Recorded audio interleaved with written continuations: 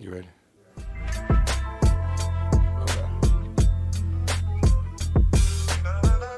How y'all doing, everybody? Welcome back. Welcome back to Talking with Big Fella, the Mayoral edition. Damn, I said it again. Mayoral edition, not Oriel.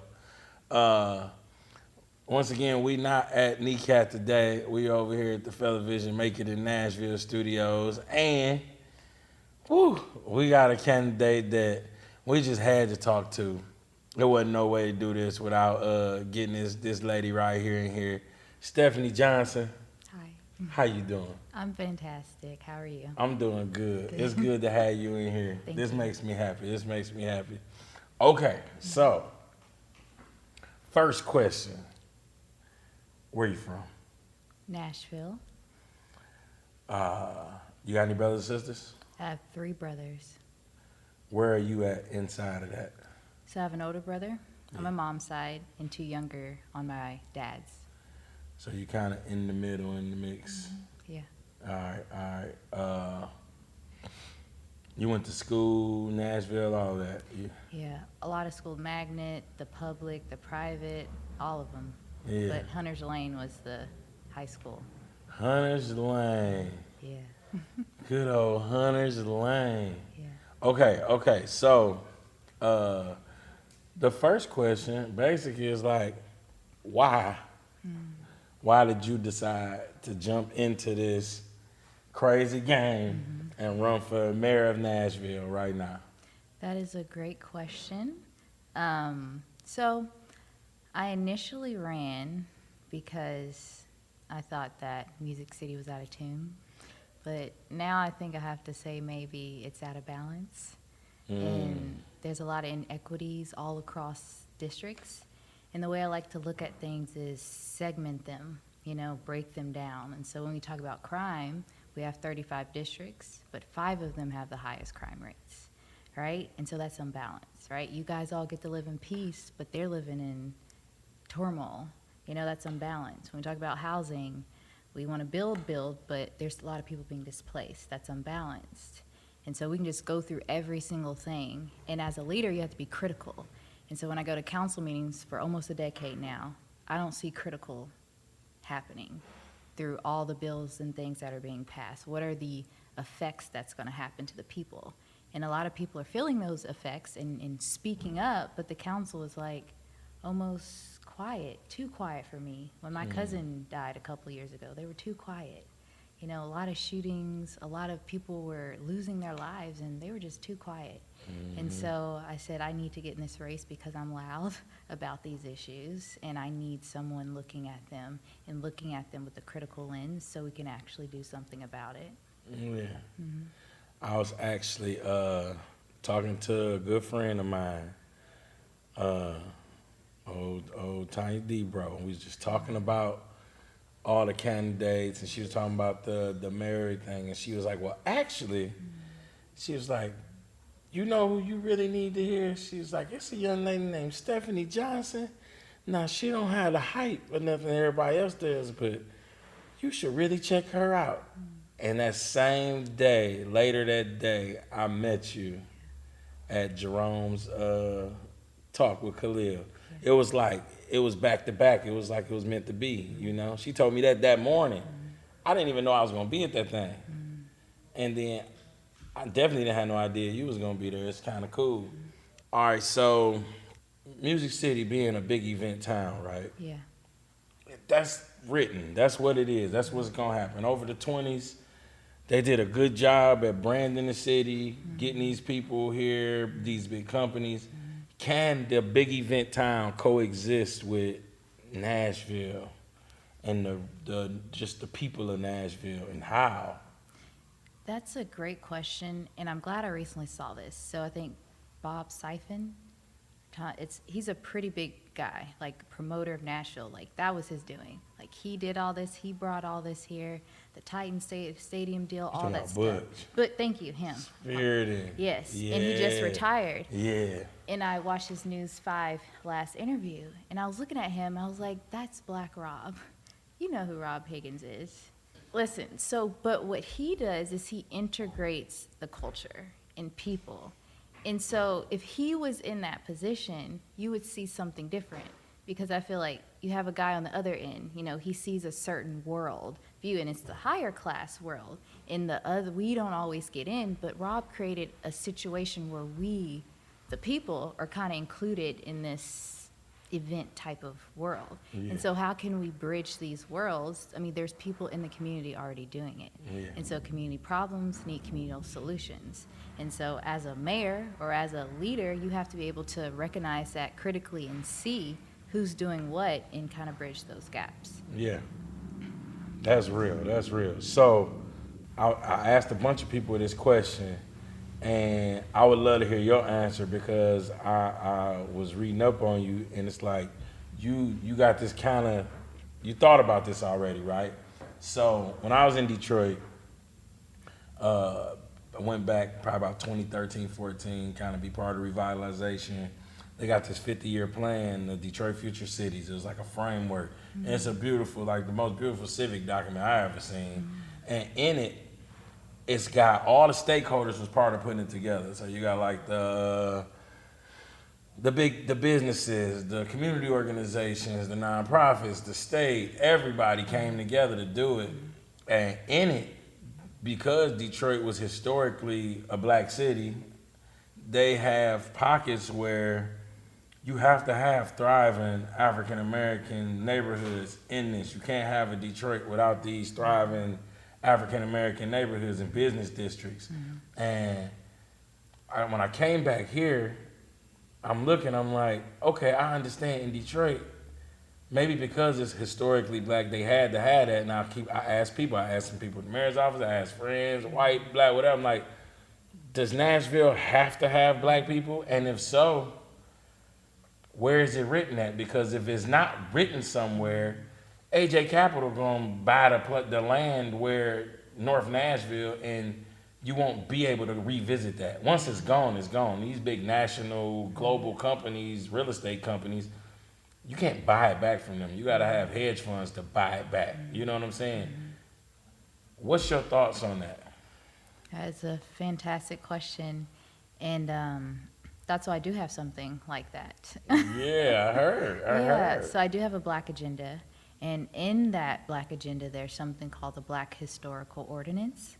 And it would be the second one in the country, because Louisville has one. And basically they had a 16 board, and they identified all the historical black communities. And for those communities, you do displacement assessments. They're first for repairs. If there was land taken by the government, it will be given back. So there's all these things that can be put into it. Obviously, our community can make it differently. The New Jersey mayor, Ras Baraka, he also has something where you cannot develop on a certain development unless there's a black developer on that property. There are people everywhere making protections for black people. And we had a forum, and they asked them, why can't you say black? We can say black, because if you go downtown and you go by the MTA station and you see the plaque there, it says that they sold black people here and they built the economic back. So we can tell people what black people did for us and show them all the money that they have that we can't access, but you can't say, well, since you did this, you need to be protected. And that just doesn't make sense to me. You can tell us what we did, put it on plaques, put it in history books, and there's no repair for that whatsoever.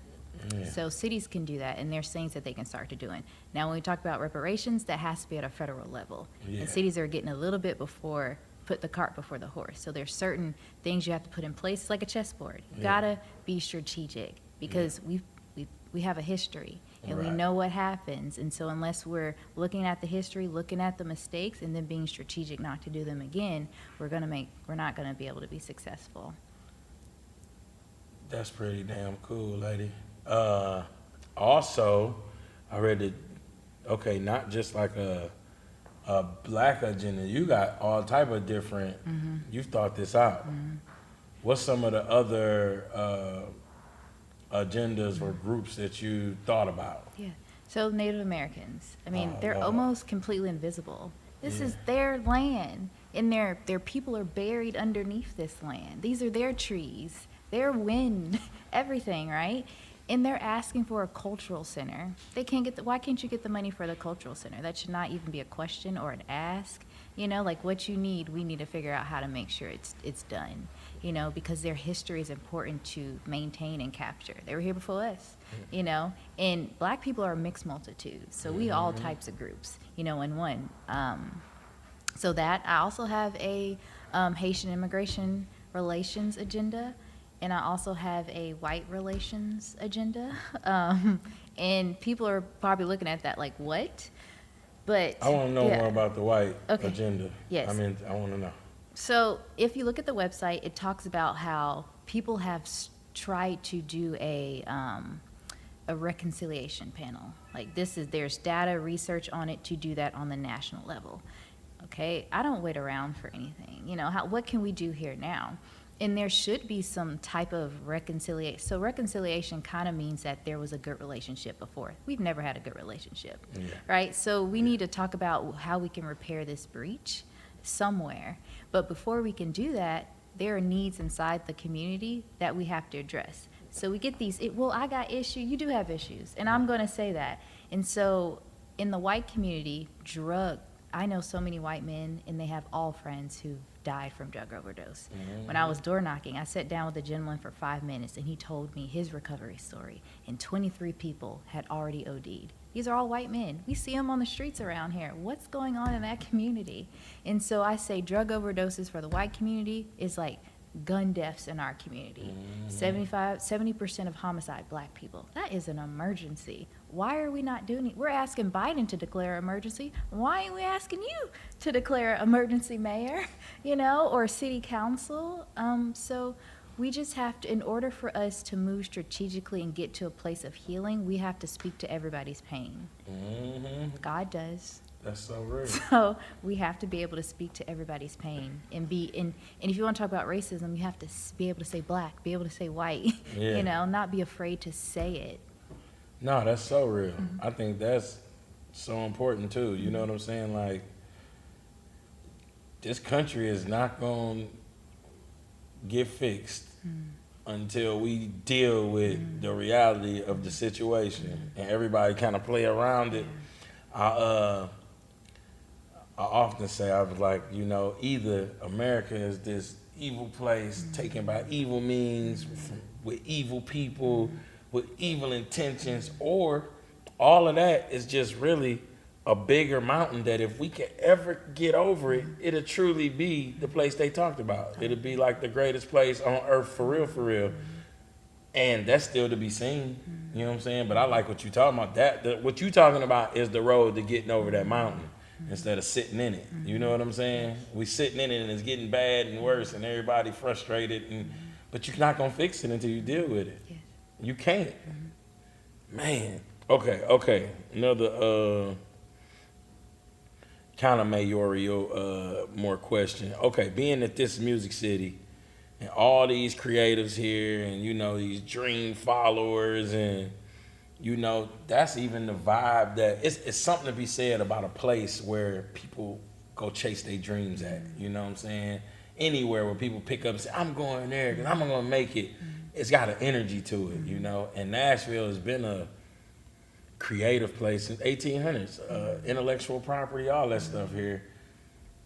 And it's even kind of the thing that has drawn in a lot of these companies. That plus the state tax, but that vibe, you know what I'm saying? It's the feel-good vibe. But a lot of the creative people that help make this vibe go on really can't afford to be here and might not be able to afford to be here as it keeps growing and growing. How do you address that? What can be done about that? Is it important?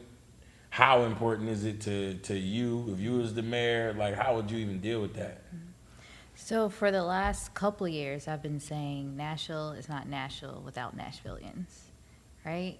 I mean, if I leave, it ceases to exist because the people that are here who created it, who have bloodlines here, that's who should be developing here, creating here. And we can't do what we did in the past, right? You come here and all the people are removed. Like, that's just, we know where that story is. And we either can keep going or stop. And so one of the things, there's something called NOAA. And NOAA is naturally occurring affordable housing. And if you look at the data, it says that 75% of our affordable housing stock is actually NOAA. It's actually already there. We don't have to build it, right?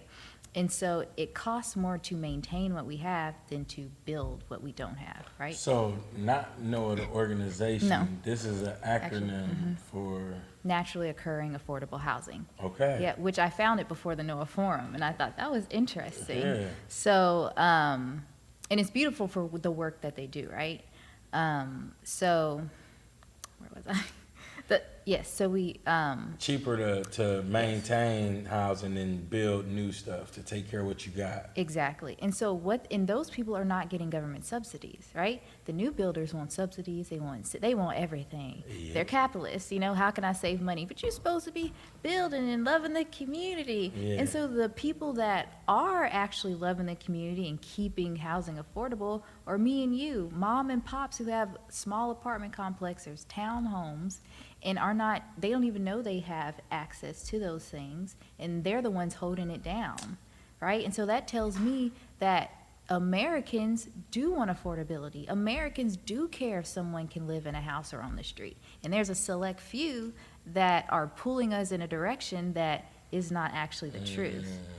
And so what Atlanta did is they created a platform so we can see what stock we have in the community. And that's been the problem. We don't see it. And so we have to take the accountability tracker that Mayor Cooper put up on a website and integrate our housing stock into it so we know who's out there and how we can ensure that they can stay in the community. Because building is for the future, but we have to think about who's here right now, us, me and you. For sure. And so when I put my director of preservation intact, he's going to go out to trailer parks, go out to the low-income places, ensure that people know their rights, ensure that they know that they can organize and even buy the property.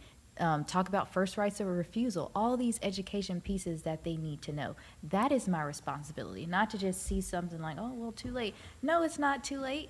And I've emailed council people and I said, hey, they're getting displaced. Why don't you go over there? Yeah. Oh, it's too late for them. Bernie Sanders, this man when he was a mayor of Vermont, saw 200 people getting displaced out of a apartment home. He came out of his office and stopped it, right?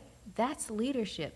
That's my community. I'm literally responsible for those people. And one developer thinks he's going to come in here and tell all these people to go somewhere else, and we just help them pack up and move them. I'm not helping them pack I'm going to help you pack up and go find somewhere else. And that's the type of energy and boldness we need. People are afraid to say that because they don't want to step on people's toes. I'm stepping on your feet. Yeah, especially if your feet in the way. Yeah, so yeah. Yeah. Mm-hmm. One thing that always get me with Nashville is like, the worst thing is, personally to me, is like to sell the sacred thing. It's almost like cutting down your own apple trees instead of like, here, I cut it down and sell you all the apples. It's like, I feel like Nashville does that. I don't know if it means to, but it's almost like we'll be quick to get rid of something that makes the place what it is for right now money, and with no thought of the unintended or intended consequences that's going to come out of that. You know what I'm saying? That lasts longer than the moment, The moment, yeah. And it's the big city problems, small town mentality, boom town politics. Like the companies that are coming, these are global companies, you know what I'm saying? They do this everywhere, and they're coming here, and we're not ready for it because we ain't seen it yet, and it happens to us. And by the time you realize what happened, it already happened. You can't get out of it. I guess you already spoke to that. You just inspired me to talk about that by speaking to like maintaining what's here. You know what I'm saying? And since I've lived all over the country, I've seen those big corporations. I've seen what they do. I see our future.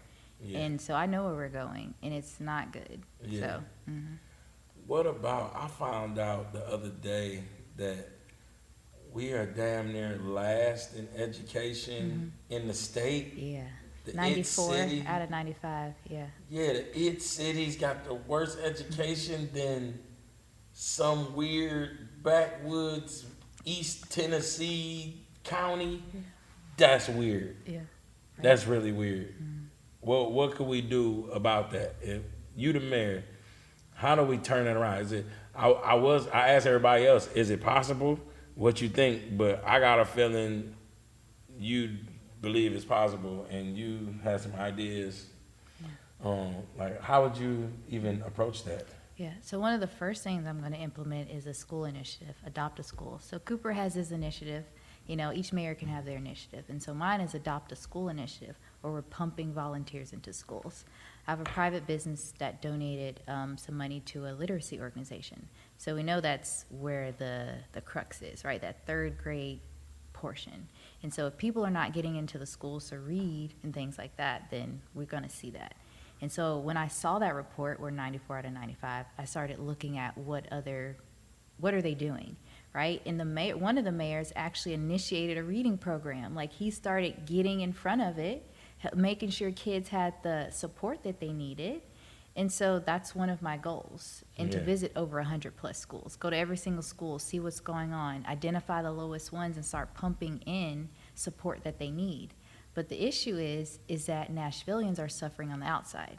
So we can set up the schools nicely, but if the parents don't have support, if they're hungry, if they can't pay their rent, and that's what's really happening. 90% poverty rate, 40% poverty rate in schools, we got a problem, right? And so unless we stop legislating death, you know, we're not going to solve these issues. And it really starts with that city council and what they're approving and not approving. Yeah. What about, oh man, hold on, I just had it. Let me see. Speaking on that, I know everybody want to talk about transportation, but what about dealing with the state, right? I was there when they probably had a bunch of different times, but the guy was trying to get for the Republican National Convention come in. I was at that council meeting, and it was like, no, and I'm like, but if it's a big event town, you can't really dictate the big events. You know what I'm saying? You're getting outside of the realm of the brand you pushing if you say you can't have it, but you can. And if they can't have one, they might be crazy Republicans or whatever somebody's mind, but if they can't have it, then you can tell me I can't have one. You know what I'm saying? After that, we got the onslaught of the state. I always tell people, I'm like, look, the absolute worst person to discriminate against is an old school Tennessee backwoods, right, politically minded Republican. That's the great discriminator. You discriminate against them, they coming back. You know, like, they don't know how to be discriminated against. They do the discriminating. How would you handle even dealing with the state in the state that we're in now with them? Like, after the fact that we done told them, nah, y'all can't do this, and it's beef now. Like, how would you deal with that as a mayor? You a young black woman. How would you deal with that? So I approach everything pretty calmly. I see.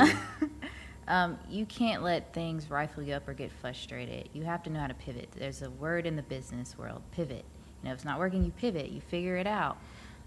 So I'm an independent, you know, and when I've gone out there to talk to people, it's like they really aren't Democrat or independent, or they're just mad with both. They're like, you're independent, that works for me, you know, because they understand that. So you're not a Democrat or Republican? No, I don't have time for games. On both sides. You the realist, okay. And the crazy thing is, like, I've worked across parties. So with anti-human trafficking work in the past, I was lobbying with Republicans. If you want an anti-human these are gifts from that realm. Yeah. If you want those bills passed, you go to a Republican, because they're going to get those bills through. They know how to work the room. And so I want to create a lobbying team, a state policy team, because I know how powerful it is to build relationships on the Hill. And they talk about these things on the Hill, so we know what's coming before it even happens. Yeah. And so we had recently a city council with an Excel sheet, one of the members writing all the bills, trying to organize. And there was no organization, you know? Well, I'm going to create a team that will be organized, that will let us know, that will keep us abreast. Because I've been watching the state, too. And I watched the city. And then I've gone to them like, did you even know this was happening? Well, we didn't know. That's literally your job, to know that this is happening. Like, bike lane's great, but you got to know this, too. So that team, and those are people already in the community that are doing the work. They're activating community members. They're helping people write legislation. People don't know you could write a bill and just go up there and hand it to them. We complain that the Really? Yes. We complain that the Republicans do it, you do it too. So when I almost became a lobbyist, I was like, this is great. This is where the power is. This is where the change is. Yeah. And so when I would go develop nonprofits, I said, do you have a lobbying arm, a political arm? Because they could write one piece of legislation and wipe your whole organization out. So I'm not going to waste my time. Well, you got to have this, you know? So, You're pretty cool. Thank You're you. pretty cool. Let me see. We got a couple more minutes. Let me see what I'm squeezing here, man. Transportation, real quick. I know everybody asked the same questions, but it's almost like, did we miss the boat? Did we miss the boat on, like, it's going to be hard. Now there's even more people here. And what kind of transportation things, what you think will work in this situation where we are right now? we do have to get something that works.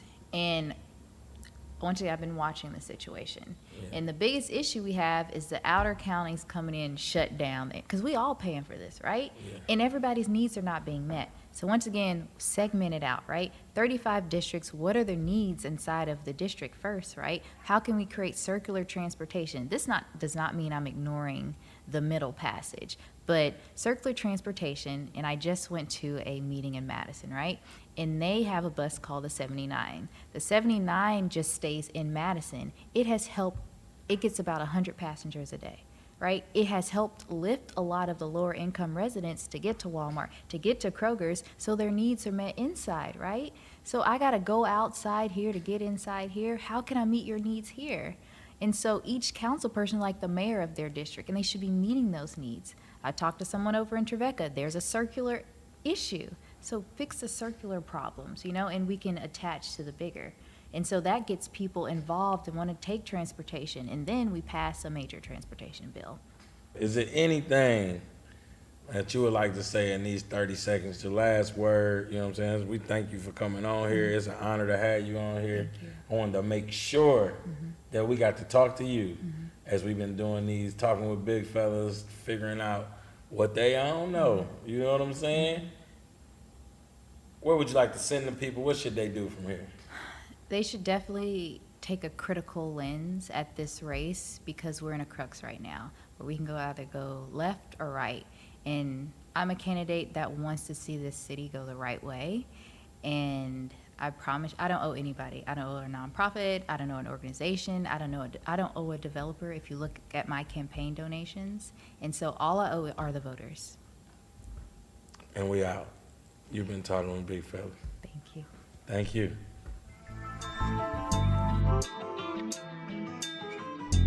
La la la la la